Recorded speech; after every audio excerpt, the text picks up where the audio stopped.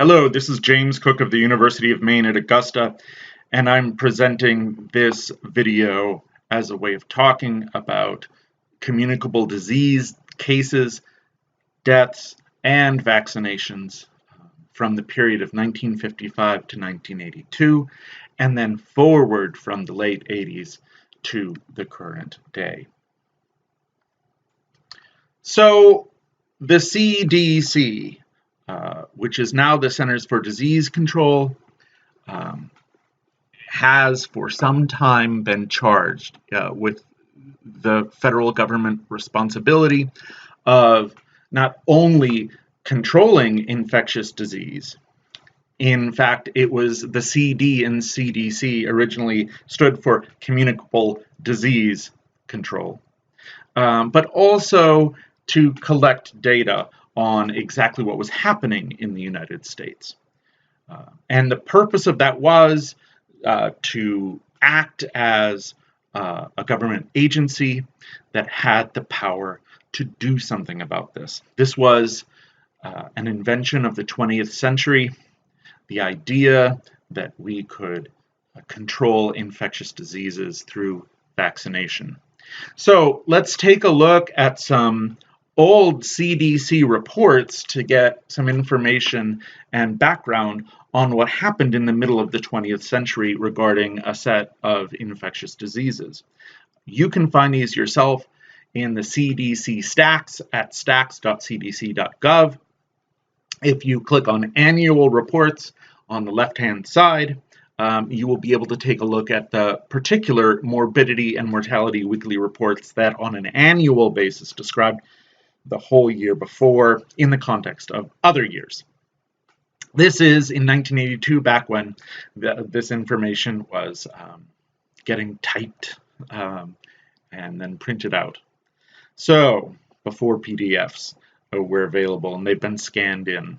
This is all part of the National Notifiable Diseases Surveillance System that the CDC has set up. And let's start with diphtheria, which is one of those diseases that we don't quite understand much anymore in the United States because it has been virtually wiped out.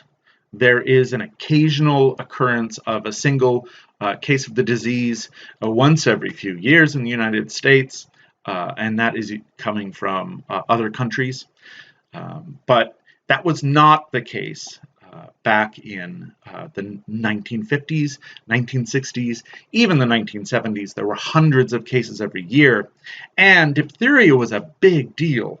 11.3% of those infected with diphtheria died from it. So the elimination of diphtheria from the United States is a big deal. And we can see how that progressed from the 50s through the 80s in this chart.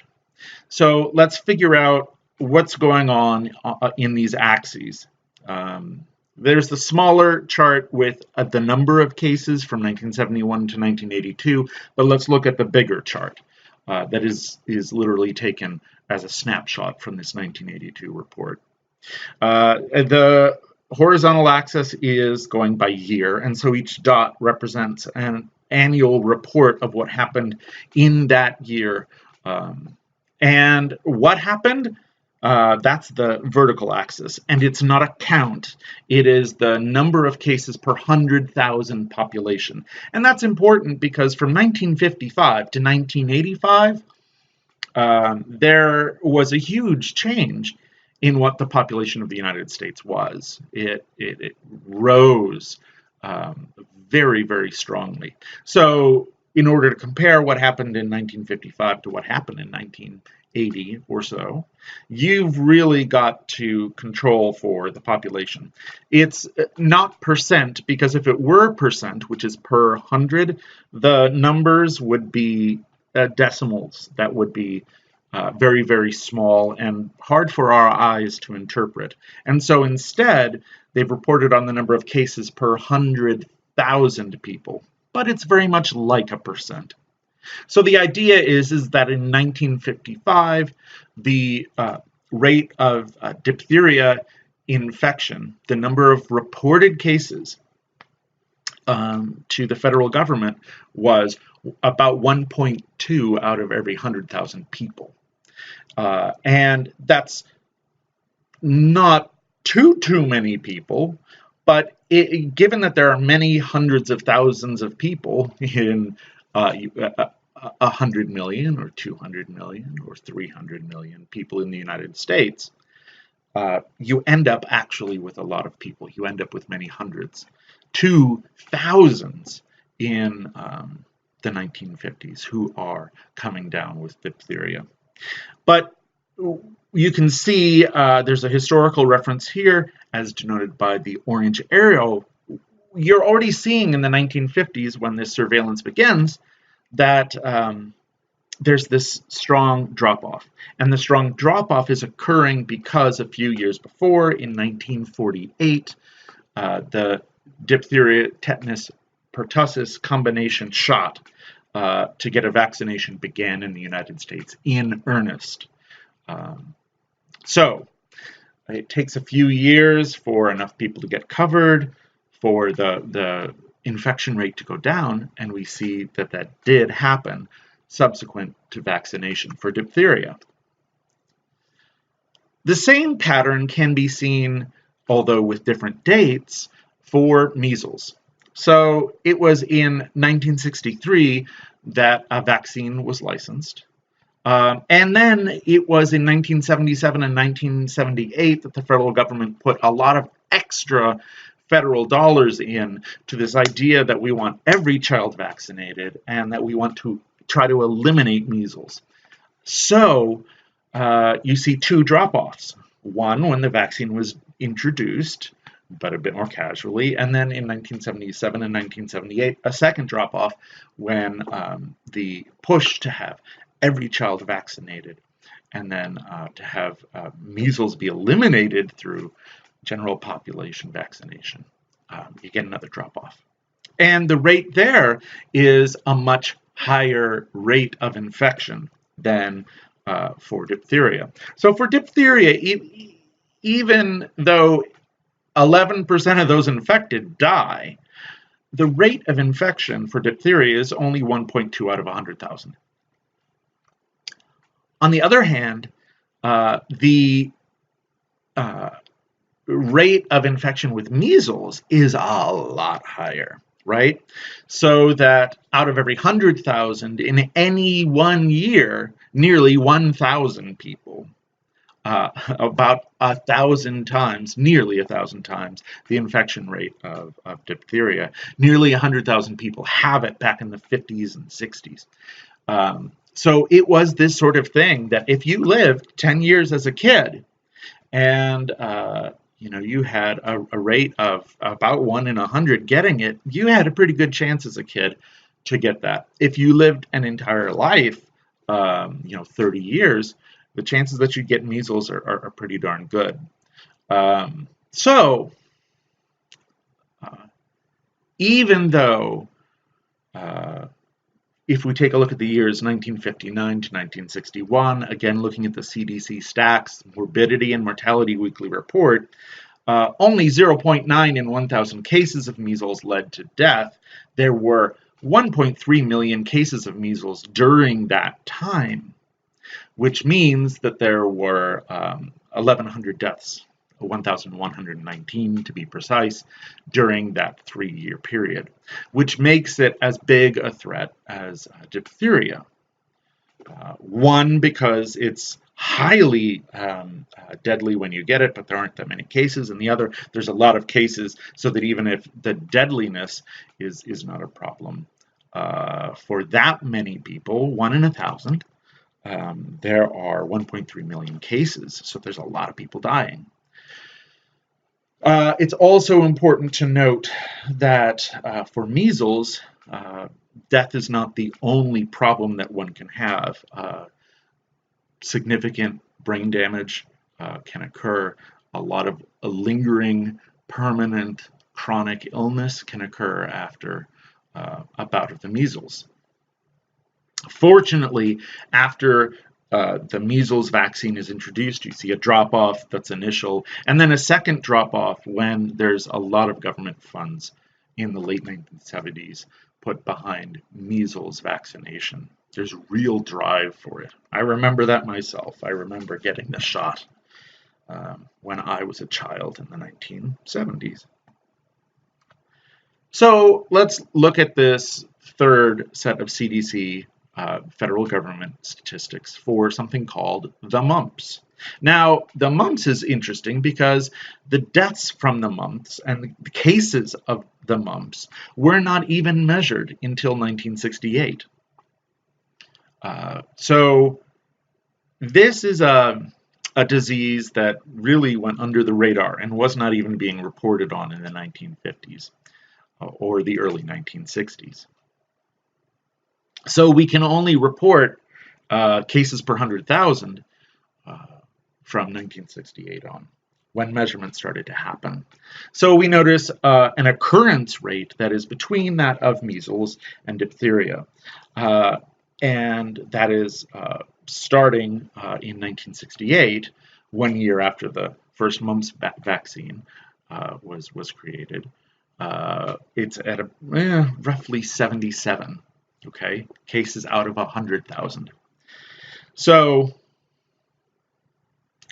that's about 60 times as many cases per 100,000 as you have with diphtheria, but far fewer than you had with measles. On the other hand, it is a little bit more deadly than the measles. So for the measles, we had 0.9 in 1,000 cases, and for mumps, you had 1.9 in 10,000 cases of mumps that led to death, for 49 total deaths in 1968, 1969.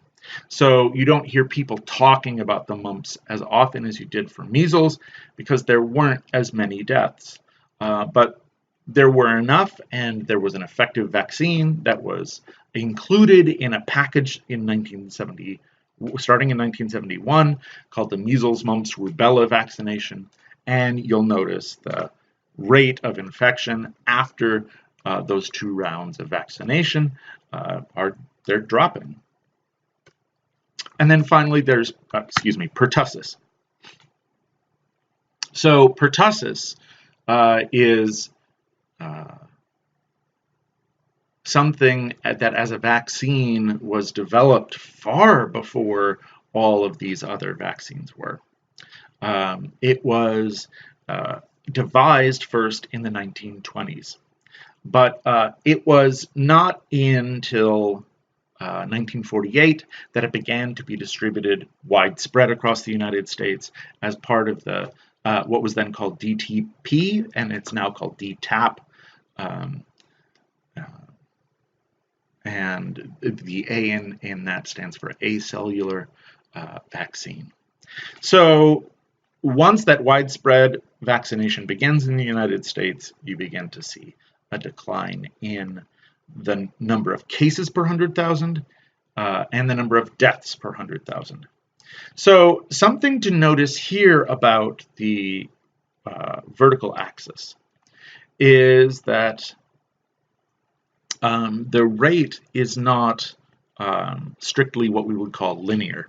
That is, the distance between 1 and 10 is also the distance between 10 and 100, which is then a distance between 100 and 1,000. So this is an indication in a logarithmic scale where the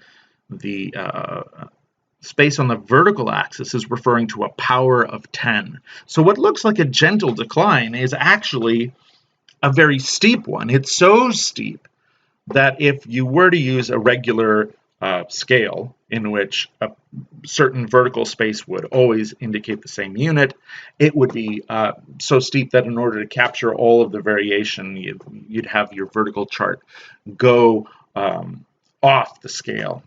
So the CDC, in its Morbidity and Mortality Weekly Report, decided to use a logarithmic scale.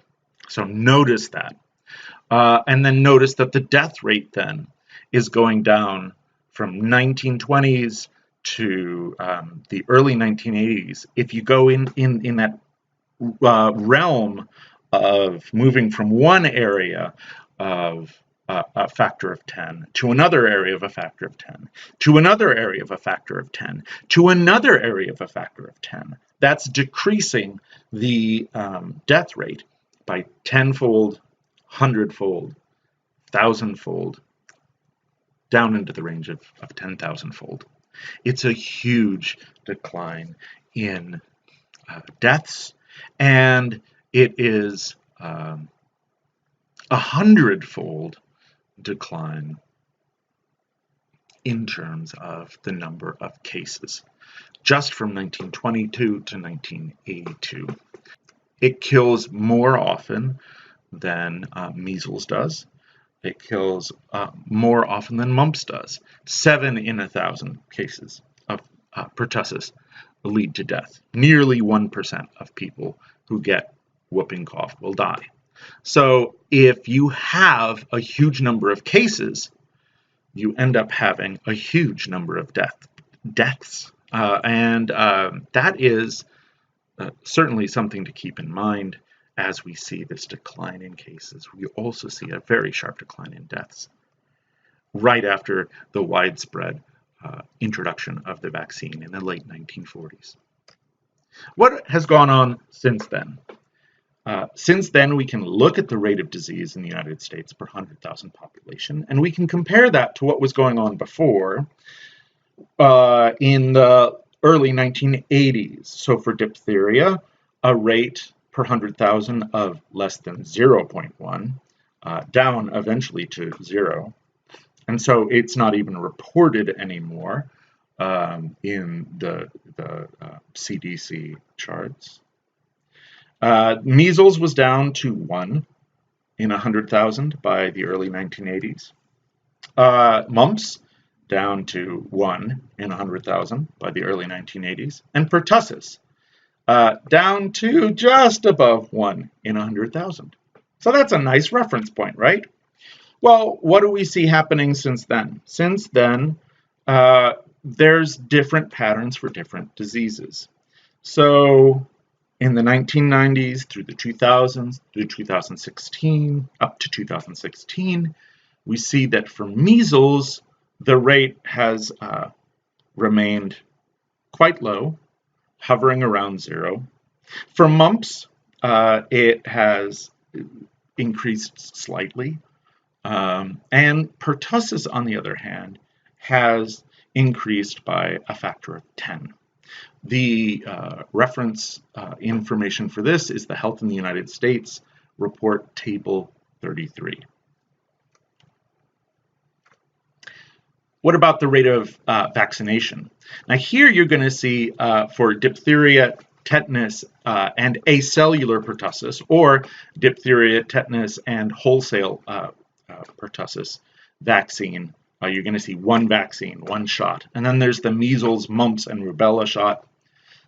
Over that period from the late 90s through 2016, you see a relatively even keel in vaccination. There's been some concern over the last 2 to 3 years of a decreasing vaccination rate, but from 1998 to 2016, the vaccination rate was quite stable. So, what is it that is leading to a higher pertussis infection rate? It's not a national difference over that same period of time in the vaccination rate. It's something else that seems to be causing an outbreak of pertussis. And that's what the combination of these two charts can tell us.